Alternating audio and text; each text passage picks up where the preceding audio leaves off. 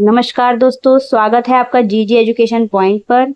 तो उत्तर प्रदेश शिक्षा सेवा चयन आयोग द्वारा यानी यूपीएसएससी ने प्रिंसिपल रिक्रूटमेंट 2026 का आधिकारिक नोटिफिकेशन जारी कर दिया है। इस वीडियो में हम बात करेंगे कि कुल कितने पद हैं, आवेदन कब से होंगे, अंतिम तिथि क्या है, योग्यता क्या चाहिए, साथ ही बात करेंगे एपीआई स्कोर कितना होना चाहिए, परीक्षा का पैटर्न क्या रहेगा, सैलरी कितनी मिलेगी। तो वीडियो को अंत तक जरूर देखिएगा। तो यहाँ पर इस भर्ती के लिए कुल पदों की संख्या जो निकाली गई है वो है 111 पद की।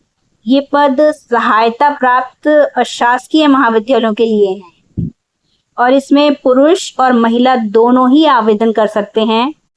अब बात करते हैं आवेदन करने की तिथि से।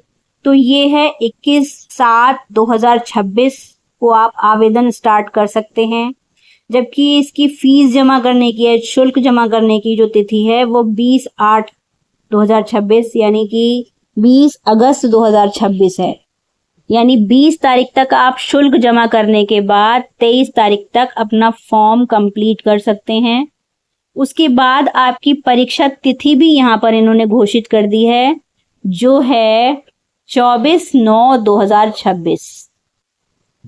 दोस्तों, ये जो परीक्षा फॉर्म भरा जाएगा ये OTR बेस्ड है। इतना इसका मतलब ये है कि वन टाइम रजिस्ट्रेशन आपको इस एग्जामिनेशन के लिए करना होगा।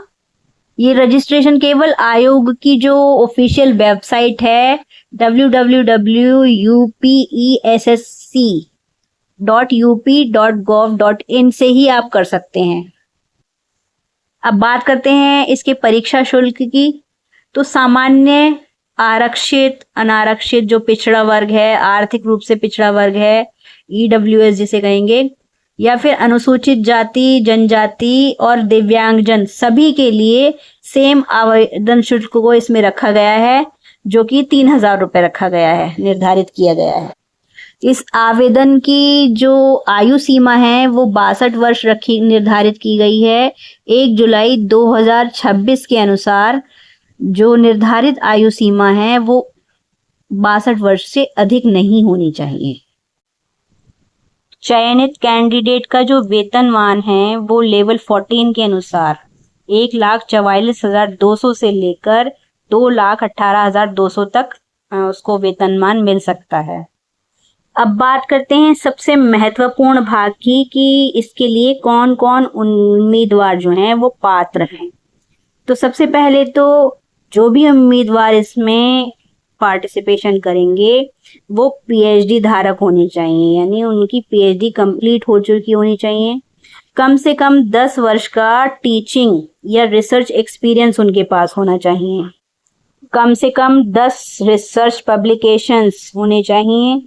API स्कोर मिनिमम होना चाहिए 110 अंक का अनिवार्य है, जो कि NCT के मानकों को भी लागू किया जाएगा। जहां पर आवश्यक होगा वहां पर, जैसे कि विधि के प्रिंसिपल के लिए चुना जा रहा है तो उसको बार काउंसिल से जो है वो उसके मानकों को फॉलो करना पड़ेगा। चलिए अब इसका परीक्षा पैटर्न समझ लेते हैं। देखिए, इसमें जो रिटन एग्जाम होगा वो 360 अंक का होगा, जिसमें से 120 ऑब्जेक्टिव टाइप क्वेश्चंस आएंगे और प्रत्येक क्वेश्चन के सही उत्तर के लिए 3 अंक आपको मिलेंगे। नेगेटिव मार्किंग भी इसमें है, जिसमें क्या होगा, अगर आपका उत्तर गलत है तो उसमें 1 नंबर आपका कट जाएगा। इसके बाद जो आपका API एवोल्यूशन होगा और फिर इंटरव्यू किया जाएगा, उसके बाद आपका सिलेक्शन होगा यहाँ पर।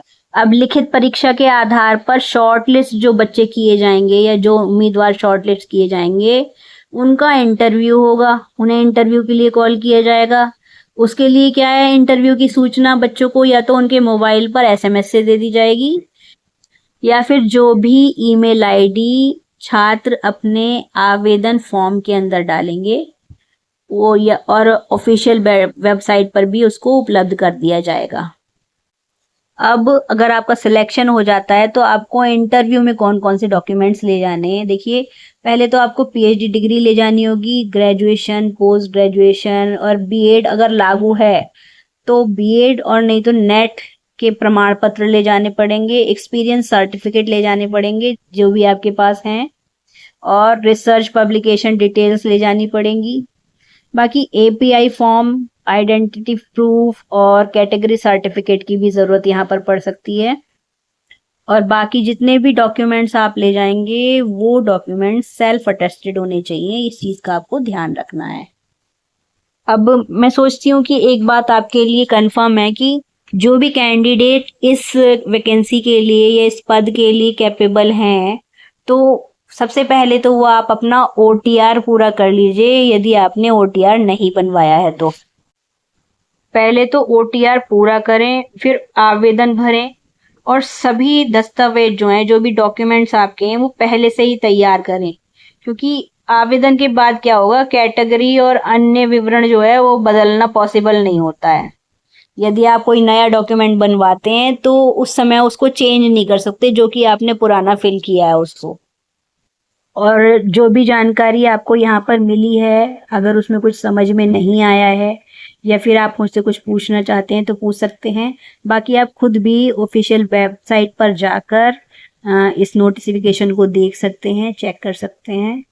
और अगर ये जानकारी आपको उपयोगी लगी है तो वीडियो को लाइक कीजिए, अपने दोस्तों के साथ शेयर कीजिए, और ऐसे ही यूपीएसएससी की और यूजीसी नेट, पीजीटी और तथा शिक्षा शास्त्र से जुड़ी हुई महत्वपूर्ण अपडेट के लिए जीजी एजुकेशन पॉइंट को सब्सक्राइब करना बिल्कुल भी नहीं भूलेंगे। थैंक्स फॉर वॉचिंग, मिलते हैं नेक्स्ट वीडियो में। बाय।